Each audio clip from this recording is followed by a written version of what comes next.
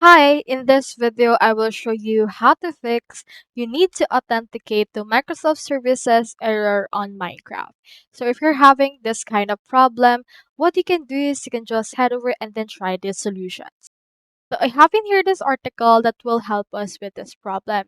As you can see, we have 8 methods to do this. First is to perform a restart. So to do that, it's just head over and then restart your Minecraft or even your own PC. Restarting Minecraft or your PC can actually solve this issue. Second is to check the status of the Minecraft servers and Microsoft servers.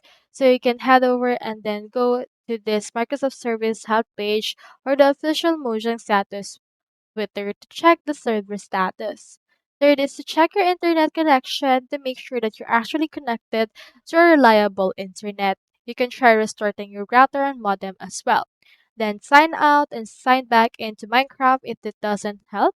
You can launch Minecraft and go to settings, tap on profile and click on sign out of your Microsoft account.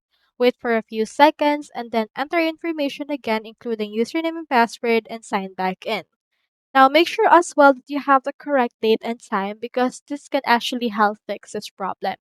Next is to update Minecraft, and as you can see this bug right here is actually an issue on the previous updates, so you can actually head over and update it in order to solve this issue. Next thing is to update your Windows. You can head over to Windows settings, update and security, and Windows update, and then check for updates if it's available. Now, the last is to run the server as administrator. Search for a bedrock server.exe file on your system, go to compatibility, change all settings for users, and make sure to run this program as administrator, and you should be able to fix this problem. So that's all there is today, and hope this video helped you out.